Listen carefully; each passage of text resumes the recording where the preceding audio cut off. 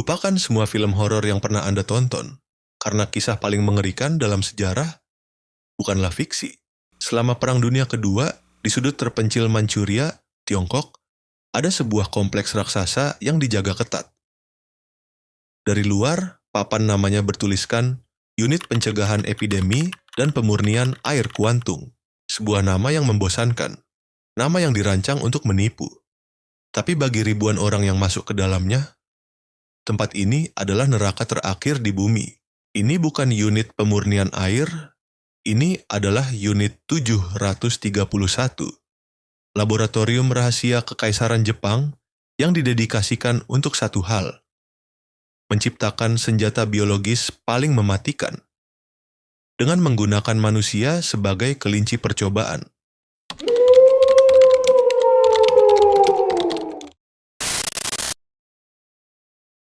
Otak di balik kegilaan ini, seorang dokter militer jenius dan ambisius, Jenderal Shiro Ishii. Ishii percaya bahwa perang di masa depan tidak akan dimenangkan dengan peluru, tapi dengan kuman. Dan pemerintah Jepang memberinya cek kosong untuk mewujudkan visinya. Di kompleks seluas 6 km persegi ini, Ishii membangun fasilitas yang tak tertandingi. Landasan pacu, pabrik senjata kimia, kuil Shinto, dan penjara bawah tanah yang menampung ribuan tawanan. Mereka adalah tawanan perang Tiongkok, Rusia, Korea, Mongolia, dan bahkan beberapa sekutu. Tapi di dalam unit 731, mereka kehilangan nama, identitas, dan kemanusiaan mereka. Para staf Jepang punya nama panggilan untuk mereka, Maruta. Artinya, balok kayu. Karena bagi para ilmuwan di sana, mereka tak lebih dari kayu bakar yang siap dibelah, diuji, dan dibuang. Dan tidak ada satupun Maruta yang tercatat keluar hidup-hidup. Apa yang terjadi di balik tembok itu adalah mimpi buruk terburuk dari sains yang disalahgunakan. Mereka tidak hanya mencari senjata, mereka menguji batas penderitaan manusia. Pertama, perang kuman. Para Maruta diinfeksi secara paksa dengan penyakit paling mematikan, tipes, kolera, dan wabah pes. Shiro Ishii bahkan mengembangkan bom kutu, di mana pesawat Jepang menjatuhkan keramik berisi kutu yang terinfeksi wabah pes di atas kota-kota Tiongkok, membunuh ratusan ribu warga sipil. Kedua, uji ketahanan. Seberapa lama manusia bisa bertahan? Para Maruta dibawa ke cuaca minus 20 derajat. Lengan mereka dibiarkan membeku sampai mengeras seperti es. Lalu, para ilmuwan akan menuangkan air hangat. Bukan untuk menyembuhkan, tapi untuk melihat bagaimana daging membusuk dan terlepas dari tulang. Mereka diikat di tiang dan dijadikan target untuk menguji pelontar api baru. Mereka dimasukkan ke ruang bertekanan tinggi sampai mata mereka keluar dari rongganya. Dan yang paling mengerikan, viviseksi. Pembedahan dalam kondisi sadar. Tanpa anestesi. Para Maruta, termasuk wanita hamil, dibedah hidup-hidup. Para dokter ingin mengamati organ tubuh yang masih berfungsi saat terinfeksi penyakit. Mereka ingin melihat efek senjata baru pada tubuh yang masih hidup. Mereka melakukan ini berulang kali.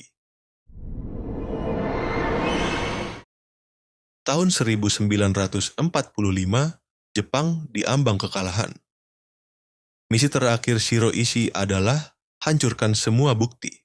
Kompleks diledakkan. Ribuan Maruta yang tersisa dieksekusi massal. Staf diperintahkan bunuh diri jika tertangkap. Ishii memalsukan kematiannya sendiri dan bersembunyi. Tapi dia tidak bersembunyi lama. Amerika Serikat menemukannya. Dan disinilah bagian paling kelam dari sejarah ini terjadi. Apakah Amerika mengadili Shiro Ishii dan dokter-dokternya atas kejahatan perang? Jawabannya, tidak. Amerika melihat nilai yang luar biasa dalam data eksperimen manusia itu. Data yang tidak mungkin mereka dapatkan sendiri. Dalam sebuah kesepakatan rahasia yang sinis, Amerika Serikat memberikan imunitas penuh kepada Shiro Ishii dan seluruh staf unit 731. Sebagai gantinya, mereka menyerahkan semua hasil penelitian mereka. Jenderal Iblis itu tidak pernah diadili.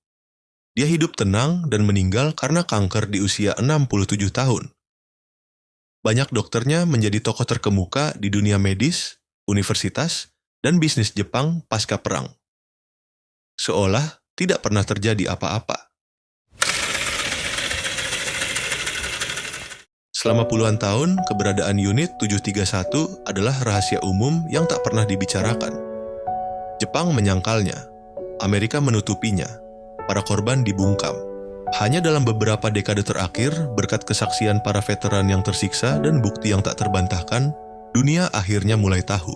Unit 731 adalah pengingat yang menakutkan tentang apa yang terjadi ketika sains kehilangan moralitasnya, ketika ambisi nasional membutakan kemanusiaan, dan ketika para pemenang perang menulis ulang sejarah demi keuntungan mereka sendiri. Sejarah tidak selalu ditulis oleh orang baik. Terkadang sejarah ditulis oleh mereka yang lolos dari hukuman. Jangan biarkan sejarah ini dilupakan. Subscribe untuk membongkar lebih banyak misteri kelam. Bagikan video ini. Komentar, menurut Anda apakah keadilan telah ditegakkan?